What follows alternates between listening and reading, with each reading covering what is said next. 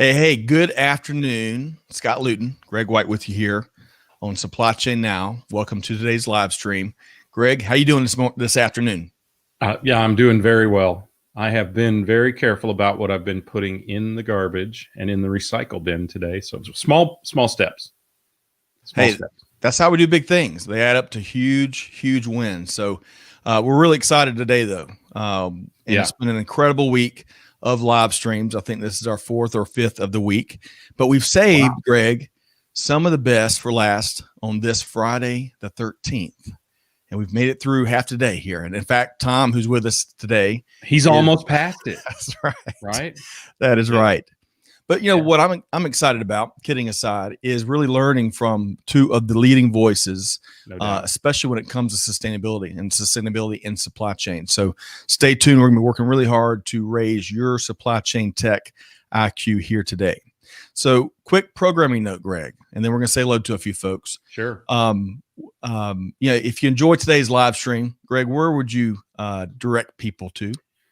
Well, Scott, I'm going to suggest that whether they enjoy today's live stream or not, they still go to wherever they get their podcast from to subscribe and do so immediately. And also YouTube, man, our associates came up with a great kind of 1 to 3 minute idea. So you're going to get to see us in really short snippets, which might really excite some people.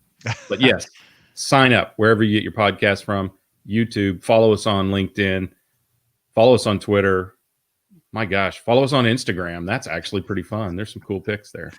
Because you're not going to want to miss conversations like this. So make sure you subscribe. So with no further ado, let's welcome in our two outstanding guests here. We're really excited to have Alexis Bateman with the MIT Center for Transportation and Logistics and Tom Raftery with SAP. Right. Hey, good afternoon, Tom and Alexis. How are we doing? Swoosh. Very well. I promised I wouldn't comment on it, Tom. Thank you. Thank you for filling the gap. Yes, the swoosh is back.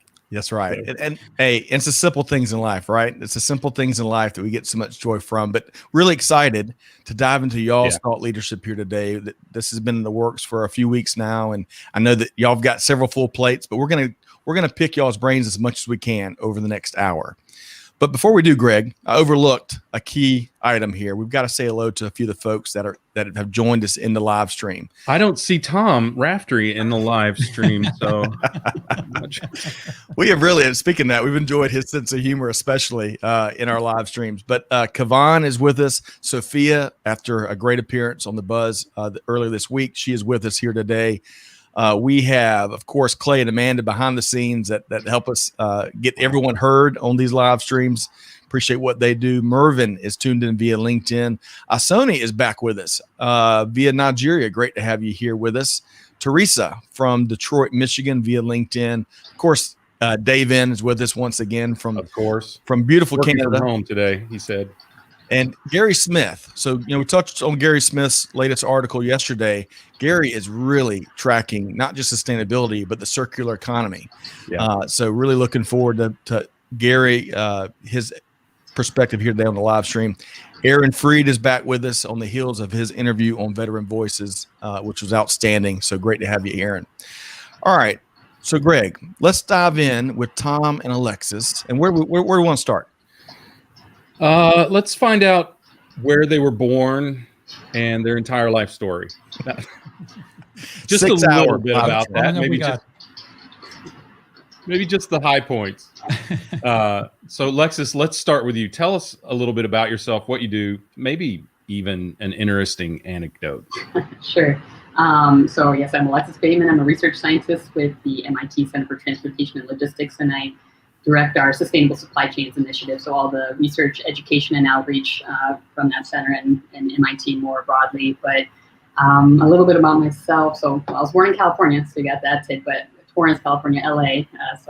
But I moved to Southeast Asia when I was just a little one, and actually grew up primarily in Southeast Asia before I moved back for education for college. And so that experience living all over Southeast Asia is impacted my choices of career and all the way I look at the world today. So. Yeah, that's always a really impactful experience. We hear that so much from people who have kind of lived outside of the States or outside of whatever their native country is. That's so valuable, right? To get It was that a additional wonderful experience. And actually, my family still lives in Singapore, which is amazing to visit. But now that we're in a COVID world, I don't know when I'll see them again. So that makes things challenging. Alexis, when's the last time you saw your family in Singapore? We actually went out last Christmas, and so that was right before. Well, actually, it was in the midst of the outbreak. We had no idea at the time, and so Right. we were fortunate that nothing happened to our family. But yes, we got back, and then we said, "Don't know when we'll make it out again." They're actually quite clear out there, so they don't want any of us coming in. Right. Singapore is great. You don't weather person has to be the easiest job on the planet if you're in Singapore, because the weather is always the same every day. There's 2 seasons: the rainy season and the not so rainy season. Right. Warm, and a little more warm. The cleanest place on earth, though. I have Beautiful to tell there. you, it Yes. is the cleanest place Love on it. earth. All right, Tom. Well, we know you're not at home right now, but tell us a little bit about yourself, as if there's anyone who doesn't know already. Tell us a little bit about yourself. Sure, and I saw Shiri Hinesh in the comments there as well. I just want to say hi to her, supply chain queen, good friend. But myself, I am, to your point, I live in Spain. I live in Seville in the south of Spain. But, despite the accent and the complexion, I'm not actually Spanish. I hail from Cork in the south coast of Ireland. I moved here to Seville in 2008. I've been in technology since the kind of mid-90s full time, and joined SAP I was recruited in 2016, initially as an IoT evangelist, and then subsequently I changed from IoT evangelist to innovation evangelist, and I'm in the supply chain organization in SAP. I run a couple of podcasts, and hence you guys saw fit to invite me on yours. Thank you. Well, also a great sustainability advocate and expert. And I mean, we love it when you're on or in the comments challenging people. Really appreciate that. So thank you. And I should have mentioned that before joining SAP for a number of years, I was an industry analyst specializing and leading a practice in energy and sustainability. Outstanding. So I know that before you were in technology, you were just a wee tot, but before the mid-90s, what were you doing then? Were you in industry? No, I was in university. Okay. Yeah, I graduated in science, did a number of years in a PhD program studying biological control. I'm a plant scientist by training. And then while studying for the PhD, I got distracted because I'm very ADD. I got distracted by technology because it's new and shiny, and ADD, new and shiny. There was a lot more new and shiny happening in technology than there was in biology. Yep. So I switched over to technology and haven't looked back. That's outstanding. Great. Well, we're thankful for that, by the way. Well, Greg, we have talk about an esteemed, qualified panel to talk about one of the issues of our day. Really looking forward to diving in and getting their POV here. Want to say we got a couple comments. So Gary Smith weighs in. You're mentioned in Yossi Sheffy's latest book, The New Abnormal. So congrats there. And also, Alexis, I think you were named in September the top 100 most influential women in supply chain, which is an incredible honor there. So congrats on that. And our friend Sherry is, hey, bring in the swagger with the hat. And there's a variety of comments there, Tom. So trademark. Stay on brand. Stay on brand. That's right. All right. So let's dive into the conversation that we're all excited about having here today. Yeah. And we want to start by kind of opening a broad question here. So it goes without saying that the historically challenging year that 2020 has been on a variety of fronts.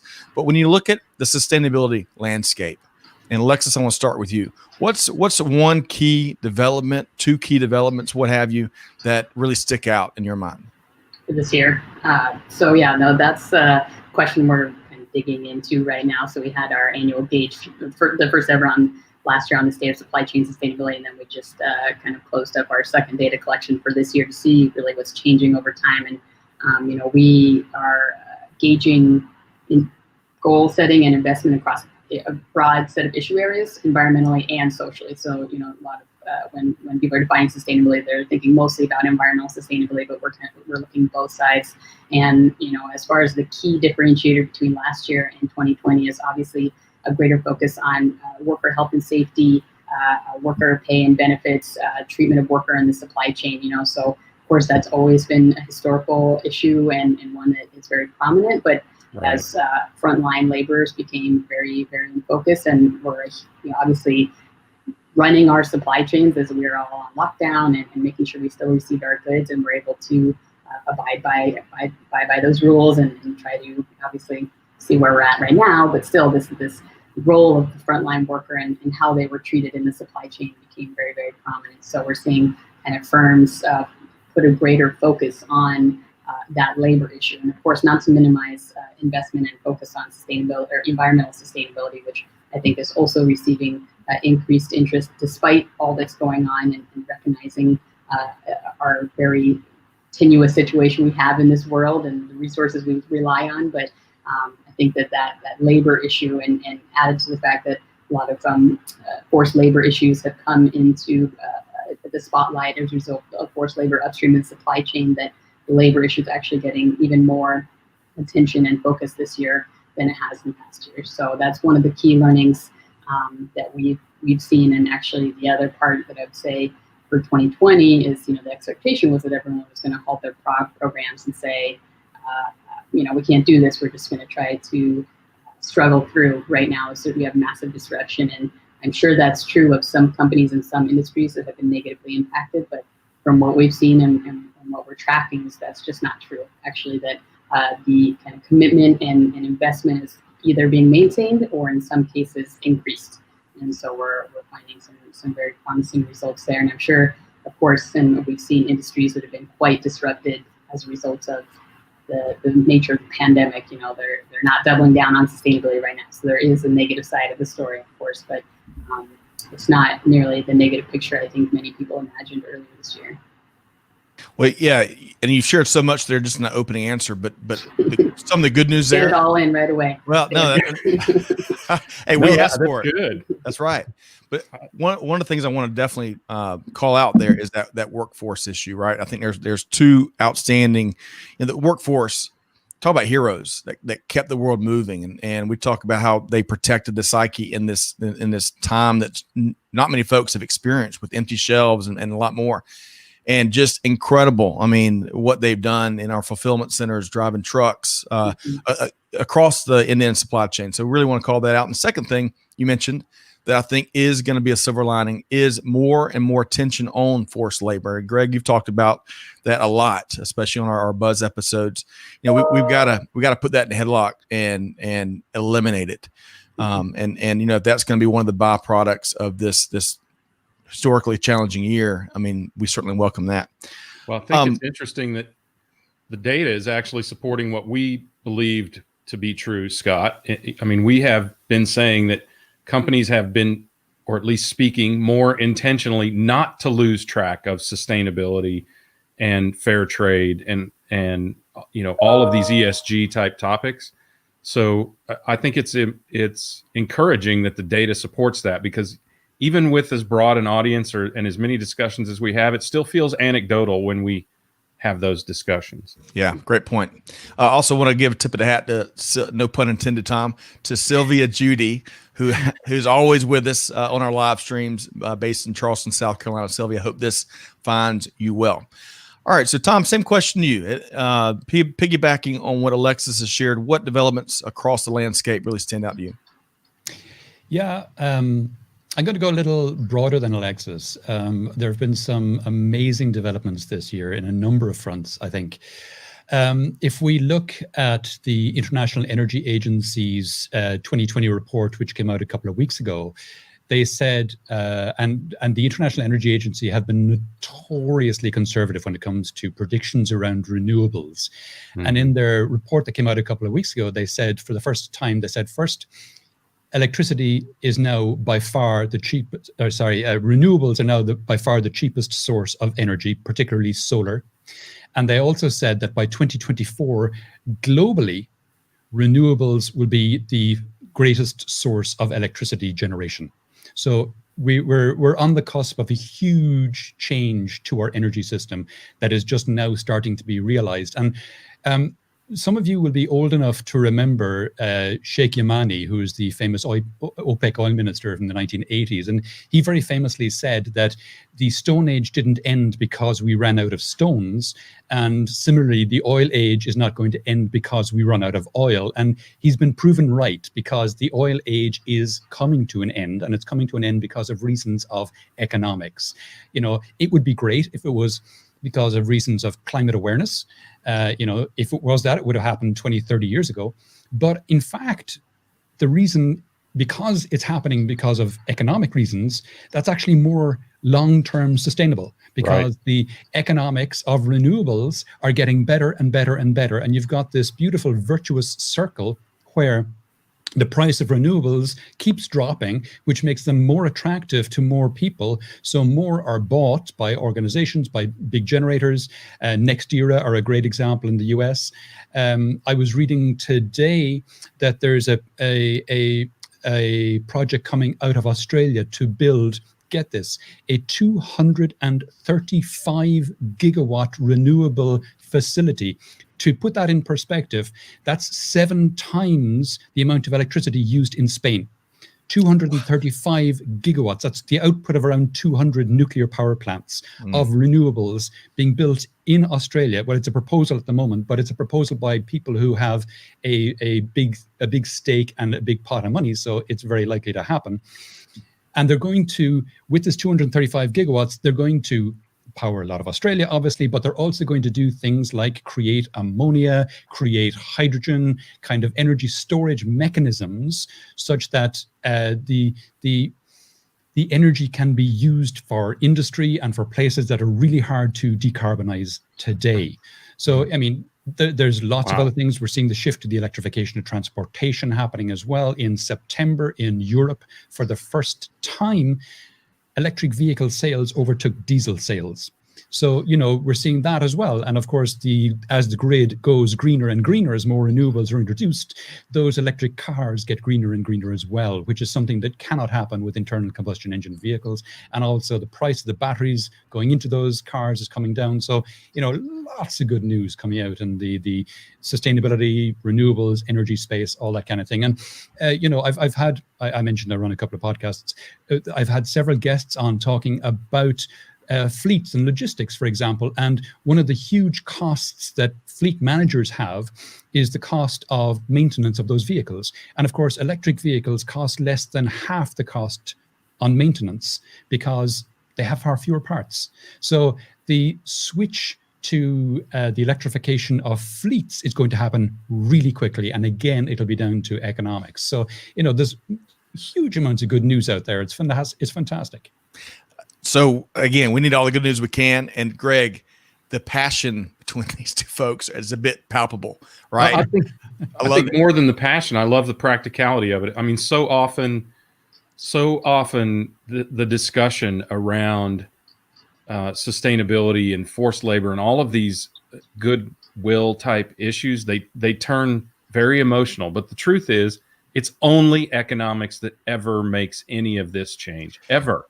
Yeah. And I love the acknowledgement, Tom. I love the recognition of it. And I love the fact that you and other activists in this area are catalyzing and capitalizing on that, right? To leverage that to make it happen. And I think what's really interesting, because, you know, I've got a couple companies that do business in the Middle East. Well, they do now because the sheikhs are starting to diversify. They've seen the end of oil coming. Yeah. So they're diversifying in their investments into other things. And man, if that does not tell the tale of the tape, I don't know what does. Well, as Tom mentions, it'd be great if everyone acted for certain reasons. But hey, if this is economic, if it hits that bottom line, and we were able to move faster and create more good news, that we'll take it, right? I want to share a couple of comments, Greg. I was just going to say, I'm a philanthropic assassin, right? They send me in to pry money out of rich people's pockets. And what I tell them is, I don't care why you give, just give. Yeah. Right. Love that.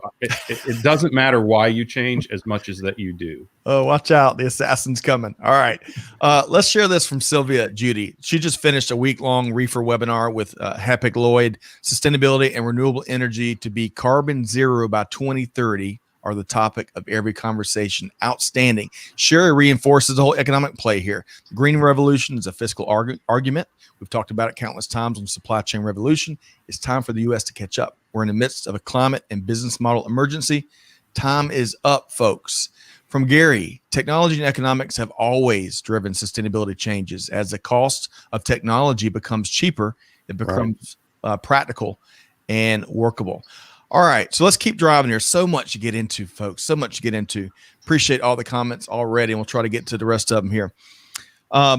So let's keep going down the path of good news, right? Let's reward the folks that are really changing the game. Alexis, let's start with you. What's one company really making strides, pushing the envelope? That company that is throwing that gauntlet down, challenging the rest of industry to act. Sure.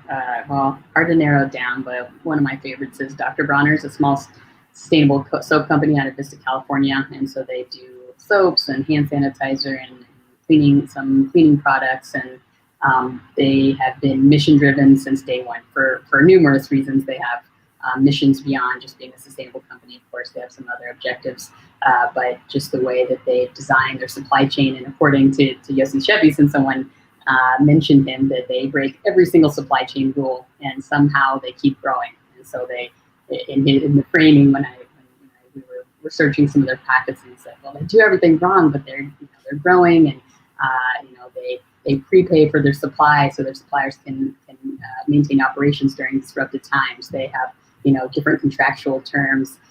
They do fair trade and organic materials that people don't eat, which are just so surprising for the lay CPG, and they pay their workers really well. So their manufacturer plant workers are that a job there opens up and it's filled 2 seconds later, because everyone just has like a word of mouth before it even hits the application period. So and the joke that I've talked with some of the guys over there is that they're so sustainable you can eat it. Not that you want to, it doesn't taste that good, but just a lot of investment in of course, a hot topic right now, regenerative agriculture, so that the farmers can have better practices on site and on field, so that they can farm in a more sustainable way.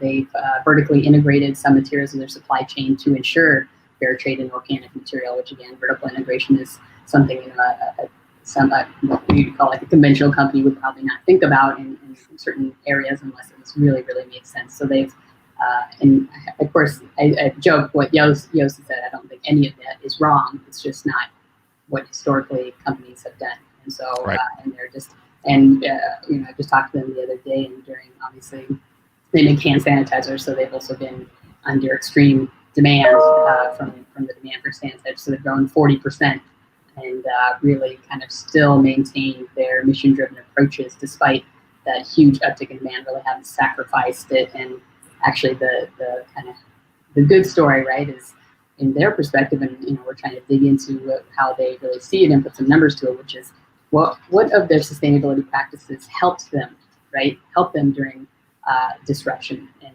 really we can use that as sort of a driving point. Some of which they tout, the way that they treat their manufacturing workers and how they pay them, and so everyone was received hazard pay and continues to receive hazard pay and additional value, so that they were still able to come safely and equitably to work, and a lot of different things that they thought that the way that they work with their suppliers allowed them to continue to have a steady source of supply when others were running out based on some of the supplier relationship that they had historically with those suppliers. So that's one example.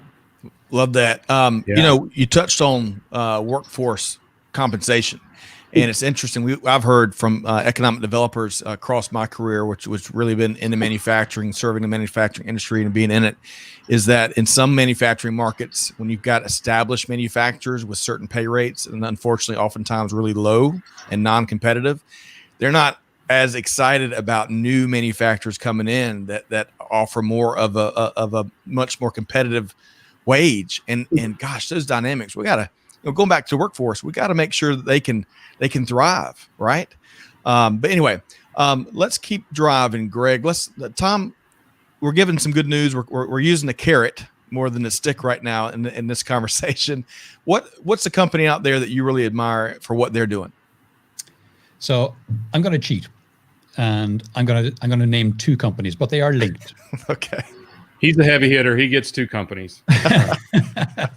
but I'll keep it relatively short because we've only got another 35 minutes. So I'll keep it to 34, 33 minutes. That's good. All we need is just time to say goodbye, Tom. So the first one I'm going to mention is Microsoft. And the reason I'm naming them is because their climate commitments are just breathtaking in their audacity and their ambition. It's phenomenal. They have set an aim to go carbon negative by 2030 and to take every gram of CO2 that they have ever emitted from their business operations since they started operations in 1970 out of the atmosphere. And I mean, that if that is not the ultimate aim eventually of every company in operation, it certainly should be. And that bar has been set by Microsoft, and it's a high bar, but it's one everyone should be going for. So that's company number one. And I know you'd say, I would say this, wouldn't I? But company number two, you can guess I'm going to say, is SAP. But I have a good reason for saying so. So SAP have announced earlier this year their Climate 21 initiative. And for people who are unaware what that is, so let me take a step back. We in SAP like to think of ourselves as exemplars and enablers. So exemplars, yeah, we do all the right things. You know, we reduce our carbon emissions year on year. We've met all our targets. We've exceeded our targets, and that's all nice. You know, if we reduce our carbon emissions another 10% this year, you know, that's great. That'll be another 30,000 tons not emitted. You know, fantastic. 30,000 tons, not a big deal in the scheme of things. So that's the exemplar side of thing. The enabler side of thing is the side where we can make a significant difference, because all of the world's biggest emitters are customers of SAP. Most of the world's biggest companies are customers of SAP. 77% of global financial transactions go through an SAP system. So if we change the emissions of our customers by 0.1%, that would be orders of magnitude more than reducing our own emissions. So hence the exemplar and enabler, because this Climate 21 initiative I'm talking about is just that. Now, the aim is not to reduce the emissions by 0.1%, it's significantly more, obviously. We're talking millions of tons. And what we want to do is we're going to add an extra bottom line to organizations. They already have their bottom line. We're now giving them a green line. And this would be a way for them to see in their reports, in their ERP systems, the carbon implications of every single transaction they undertake, so that they can measure and report and, crucially, look down through their supply chain and see not just the cost implications of any particular decision, but the carbon implications of it. And if they're choosing between suppliers, they can choose the lower carbon supplier. That way, exposing that kind of information to them can make an enormous difference. Love it. Force multiplier, huge force multiplier. I want to add one more company. As I mentioned, and we're going to recognize a few comments. They've got some great comments here I'm going to share in a minute.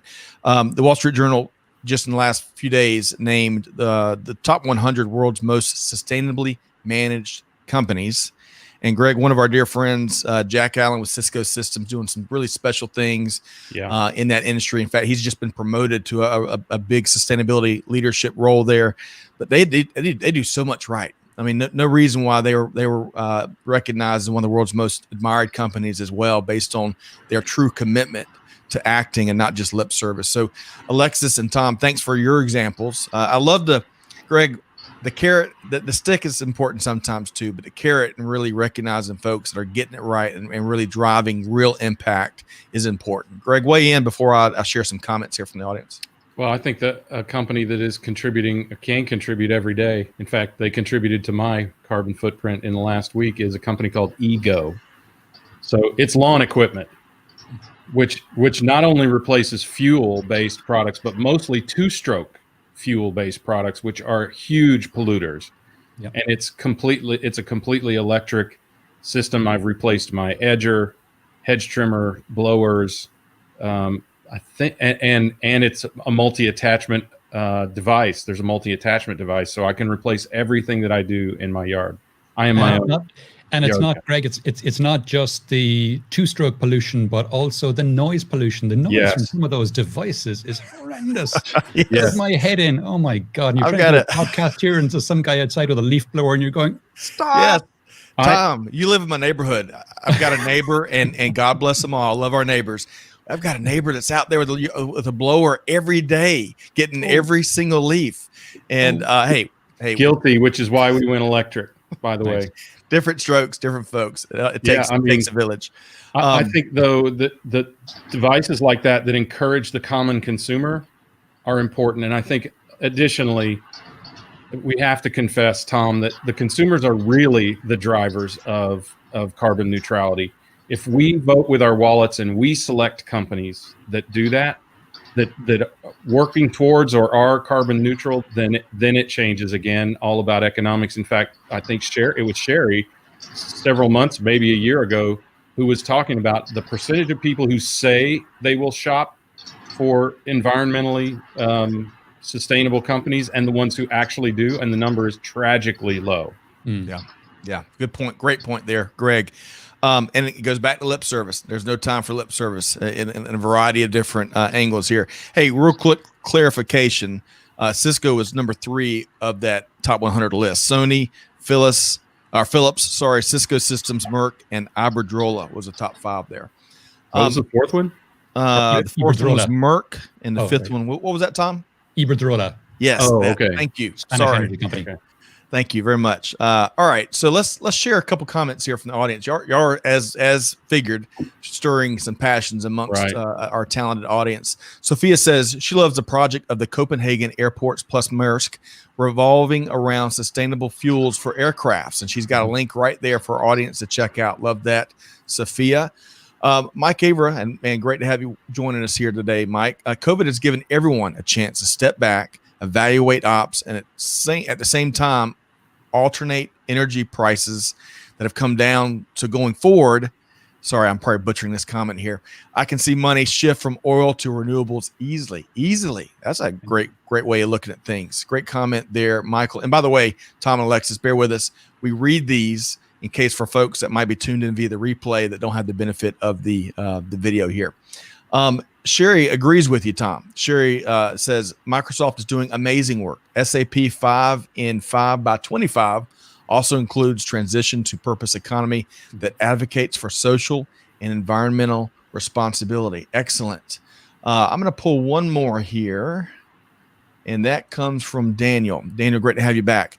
Starting to see private equity firms also prioritizing sustainability in their acquisition and portfolio companies' supply chains, which will further progress here. Agreed. That bottom line, that green bottom line that Tom you speak to, or the triple bottom line that a lot of folks in the industry point to as well.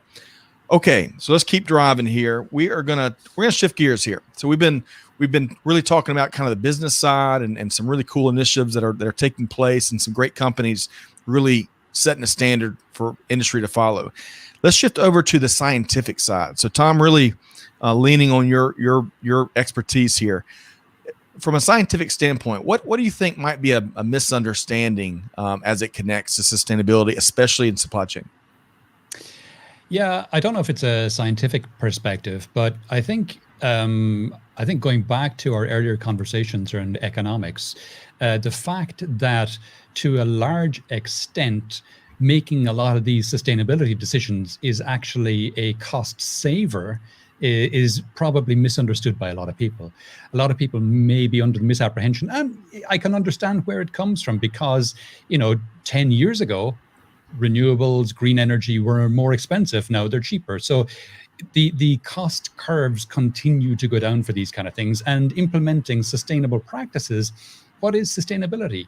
It's just getting waste out of your system. In other words, becoming more efficient, doing more with less. If you're doing it with less, your costs de facto are less. So you're driving inefficiency out of your system. And if you start to embrace circular economics, you then start to further reduce your costs. And I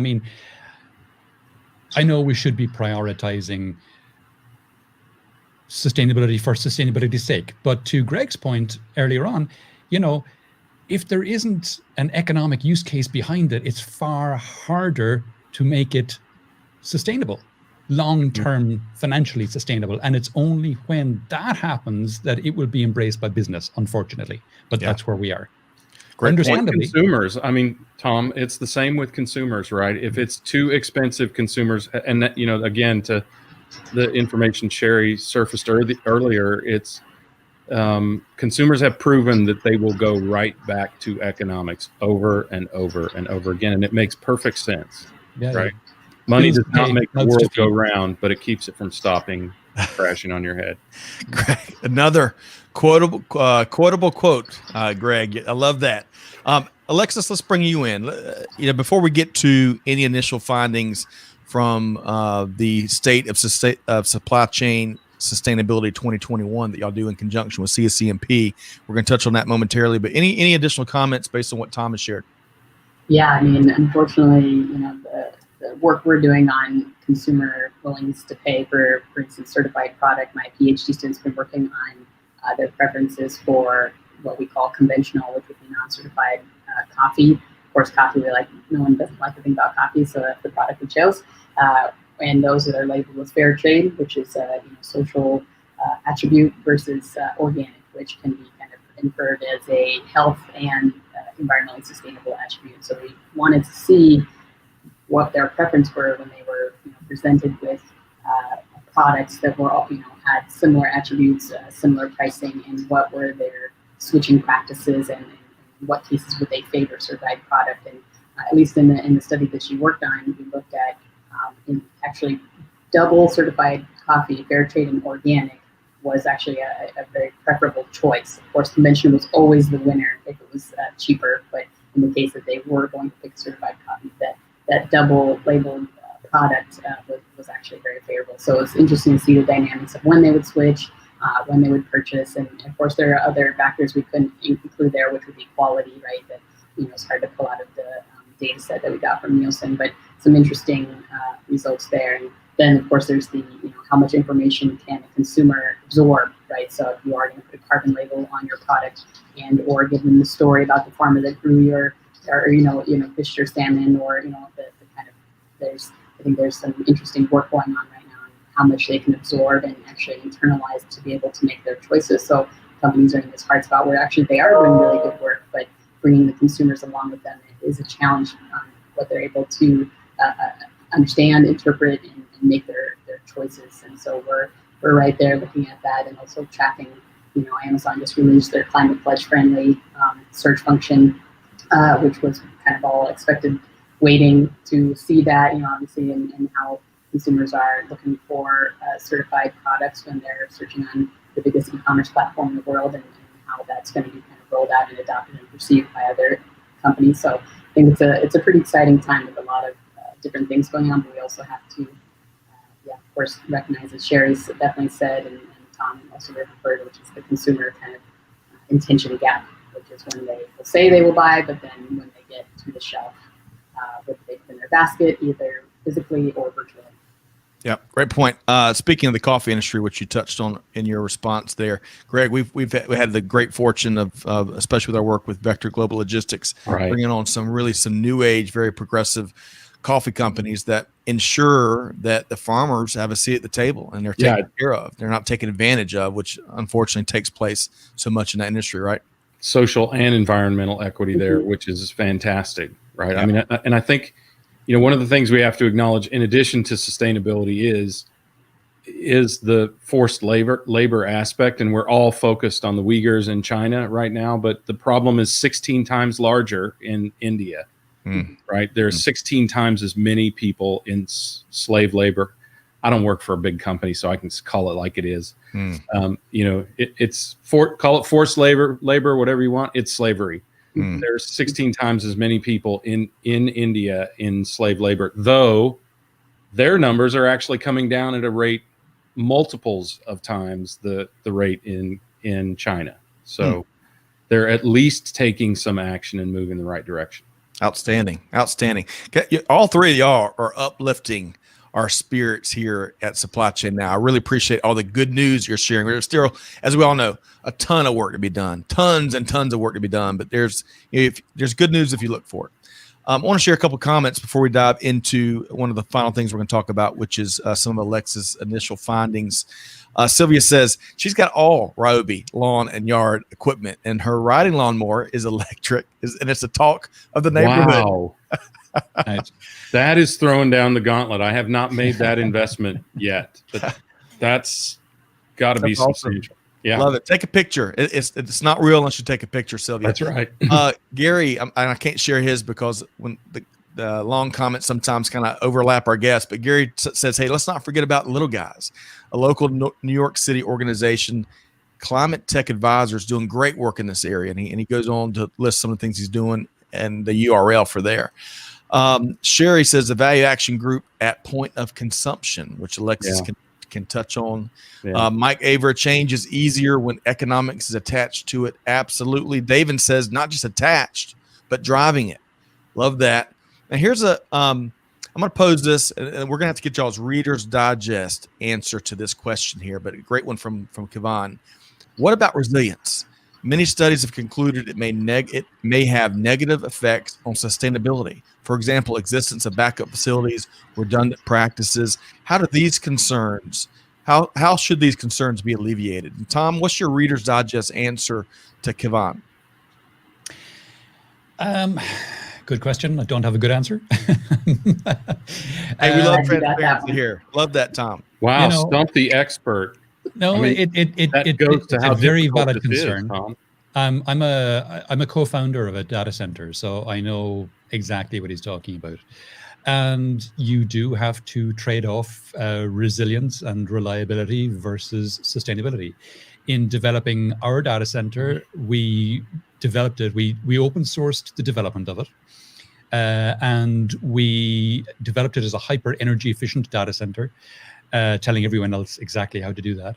And that kind of made up for some of the fact that we had a backup generator, for example, and a big battery bank, and redundant power cables coming in either side of the building, and redundant fiber coming in, different sides of the building. So it's, another way of looking at it in terms of data centers is when you are putting stuff in data centers, you are virtualizing that which was once physical.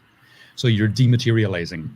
And okay, the cost of the dematerialization isn't as low as it would be if you didn't have those backup facilities, you didn't have those backup generators.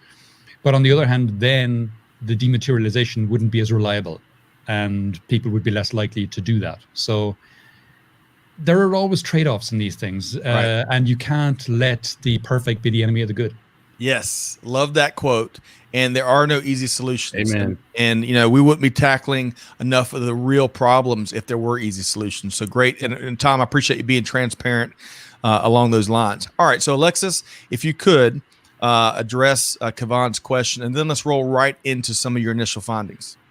Yeah, I think Tom's answer was excellent, spot on. And I would add to that it all depends on how you define resilience, right? So, just as an example, Starbucks, right, biggest coffee company in the world, they while, of course, you can critique everything and critique every approach, they really invest in their farmers, and that's because they sell coffee, and they want coffee farmers to be, they want it to be a desirable job for the foreseeable future, because guess what coffee. It's not that exciting for a lot of younger generations to grow coffee. And so this form of resilience, as they define it, is being operational in the next 100 years. So what are the practices we can put in place in terms of visibility to raw material? And this is true that many companies are thinking about knowing what our supply chain mapping looks like, having that key touch points, having that resilience to be able to know where our raw materials are coming from, what are the practices on the ground.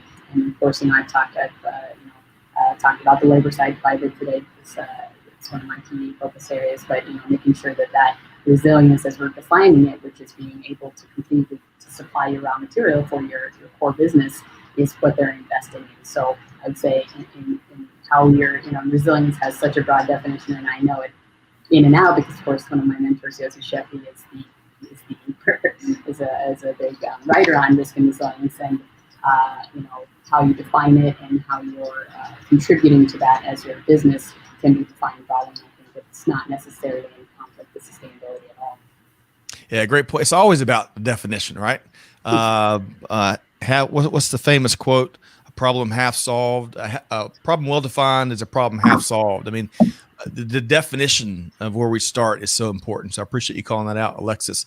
All right, so let's dive right into. We're not going to be able to give it its due here in the time we've got available, but the state of supply chain sustainability 2021 that y'all have done in conjunction with the great folks over at CSCMP. Mm-hmm. Yeah, so so this is our second year of it. We tried it as sort of an experiment last year, and until I fully transparent, it was an experiment to say, what information is not out there already, and how can we be adding to research on supply chain sustainability? And one, that we really identified was that broader gauge of issue areas. There's a lot of deep dives into key issue areas, whether that be on climate change mitigation, whether that be on supply chain circularity, but this gauge that looked at the broader definition of supply chain sustainability, and then the role of professionals within it, which is a key part of this, is how professionals, and especially supply chain professionals, are engaging in supply chain sustainability. So we ran last year's, and it went really well without almost any support. It was me and a handful of students that I roped into it. And then this year, knowing that people were looking for that information and even deeper information, we launched it. And fortunately, we had about 2,400 different professionals give us their time about what's happening in supply chain sustainability. So from that, we were able to get some key trends, as I referred to, worker health and safety being one of the most prominent social issues that are showing some of these very extremely important to almost every firm that was surveyed in this. But on Tom's point, that renewable energy was actually the second most important and prominent topic that came out, and one that was the top of the environmental issues.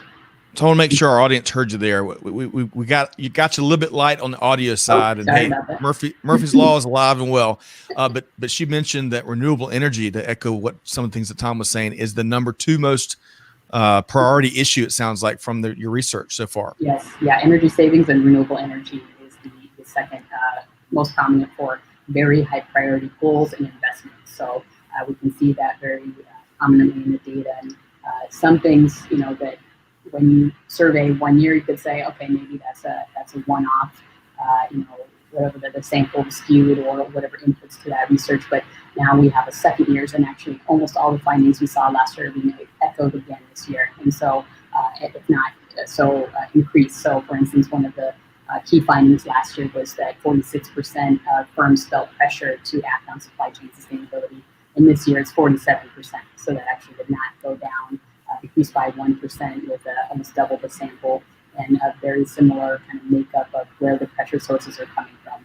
Where, I think that the age-old perspective is that pressure is coming from NGOs, or, the campaigning Greenpeace at your door in gorilla suits, or the elusive green consumer, right? Everyone almost touts that, but when you actually survey it, it's actually more diffuse across all the stakeholders. It's not just one or two, green campaigners. It's coming, from your executives. It's coming from your customers. It's coming from your suppliers. It's coming from all directions. And so, from that, while that's not broader than the economic drivers, I think recognizing that the pressure to act on supply chain sustainability is broader than that elusive green consumer. It drives the rationale much further than saying we're going to create this pilot product for that small segment of consumers, and holds much more water on that this pressure is coming from multi-direction expectation to progress here. The other kind of key finding, and there's again, I don't want to dominate because I could go on all day. Is I'm literally scrolling through the data right now, so I'm like, what's a good thing to pull? The other surprising finding was this, partnering with CSCMP, we really wanted to understand the nature of professionals and the supply chain professional in enabling supply chain sustainability.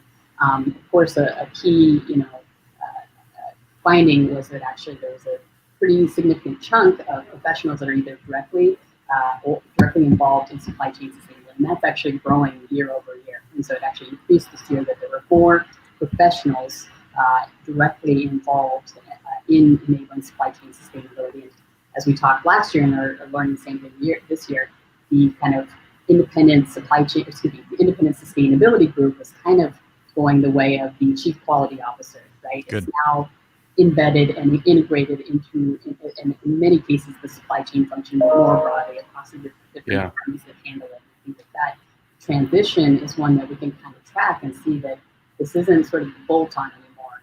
It's embedded. And of course, we have a long journey ahead of us, but I've been very keen to track that and see how that role is embedded across major organizations, but of course, now we're getting small, medium-sized enterprises and how they're handling that. So, and the one final point is, of course, we like to look at the big companies because they have such huge impact, but we can't forget that small, medium-sized enterprises have a huge impact. And actually in our survey, we can see that, by and large, our sample was was medium and private companies. And so those are not held to those kind of investor and publicly stated, pressures. And Yes. so how can that, how is that being driven with those organizations? How are they being brought along on the journey?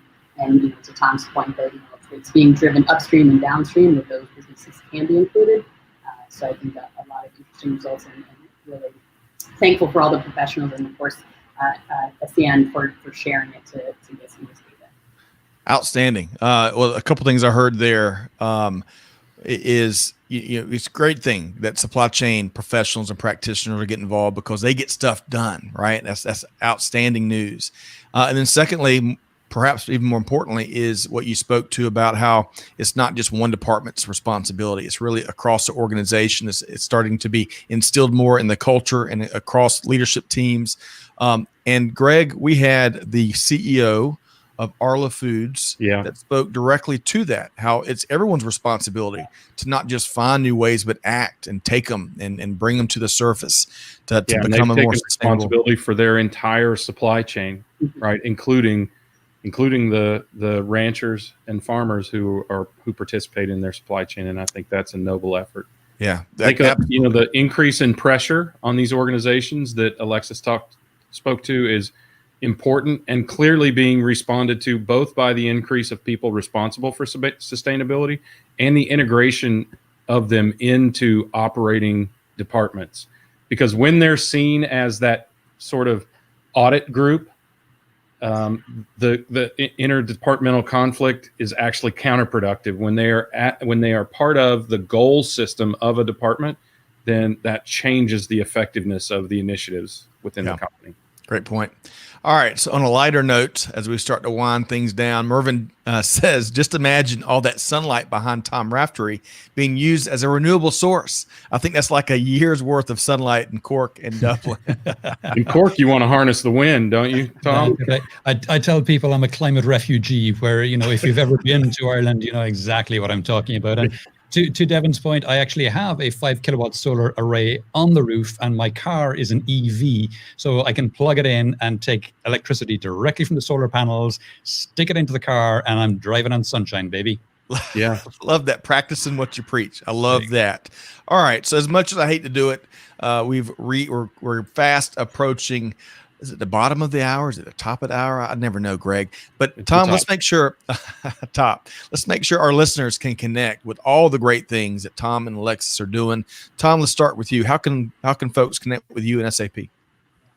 It's very straightforward. There are not many Tom Rafterys out there, so a quick Google search will pull up my Twitter account, my LinkedIn account.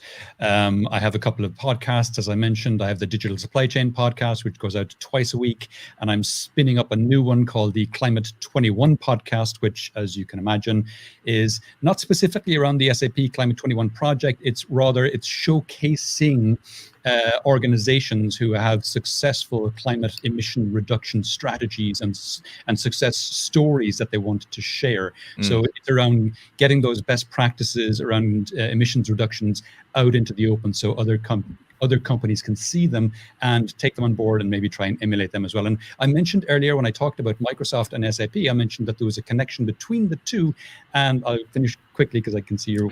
The connection is the Chief Environmental Officer of Microsoft, Lucas Joppa, is going to be my third guest on the Climate 21 podcast when it goes out in a few weeks' time. Big. That's big time. That's outstanding. We'll definitely be tuned in. I think Clay just dropped the URL to your podcast in the comments. So outstanding. Right on time as always, Clay. All right, Alexis, I appreciate all of what both of y'all are doing in the industry, especially the thought leadership and challenging us all to get better, not just with sustainability, but really across the landscape. So Alexis, how can our listeners connect with you and your center? Yeah, so our website is fortunately really easy, sustainable.mit.edu. And so we have a contact point in there you can read up about. We try to keep it updated. I would say it's a little bit updated out now, but please check there for some ongoing work, some past papers and research. Of course, feel free to LinkedIn me. I try to share some of our ongoing work there. And so trying to keep all those different touch points up to date. The other point will be early next year, I hope we're going to be launching an online course on edX, which is the open education platform on sustainable supply chains. And so that will be sort of hopefully what will become the one-stop shop for sustainable supply chain education, at least the kind of entry-level course. And so once I can wrap it up, that will be live and, of course, really accessible to anyone for a small charge for the verification certificate that we get as edX operates. So watch out for that, and happy to be in touch. Outstanding. Hey, you can't ever stop learning, especially at this rapid change that we're seeing, perhaps faster than ever before. So really appreciate how both of y'all enable organizations and professionals get better and smarter and learn new things. So Greg, I'm going to give you, before we bid adieu to our guests, Greg, your comments on what Tom and Alexis has shared here. Well, I mean, I think it's great and really encouraging, frankly, to see the affirmation that this is staying in the forefront of people's minds during this incredible seismic societal disruption, right? I think the concern that we all had, we maybe have even shared at various times, even when this whole COVID crisis was just starting, is that people would lose sight on these ESG type initiatives. And at least the data tells us that they haven't. And I think we've seen it anecdotally that people are at least intentional and aware about it. So that's the most encouraging thing, frankly, is to have the affirmation of the data here. And of course, to have advocates like Tom out there guiding and chiding, deriding, and I can't think of another iding.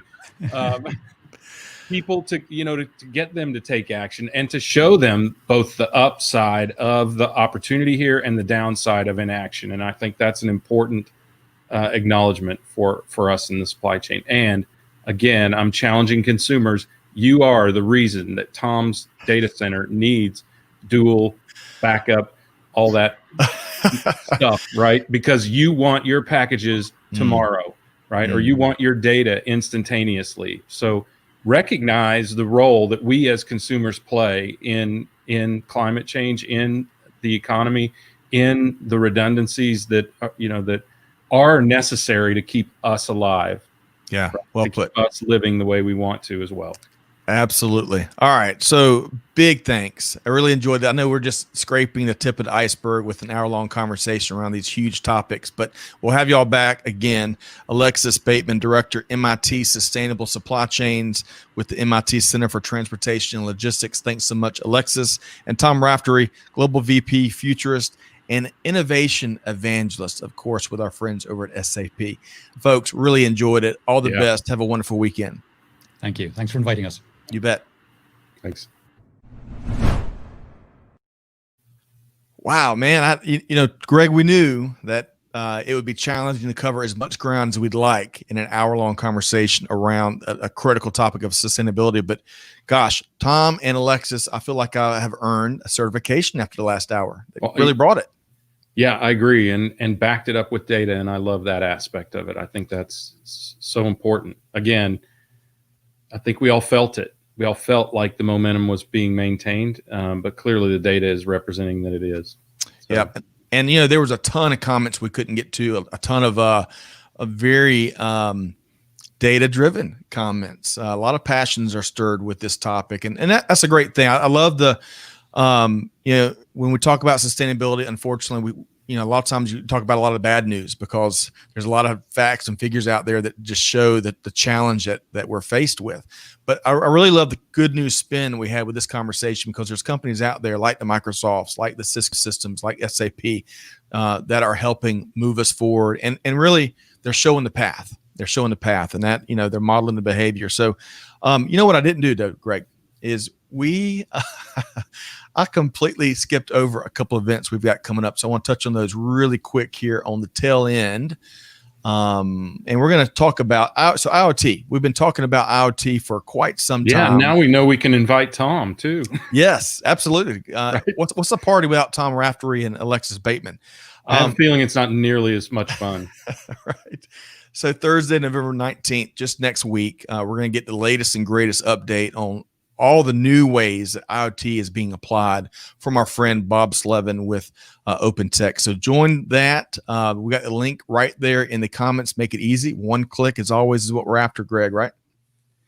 One click to anywhere. And then the 2020 SAPICS virtual conference, hashtag not just another webinar.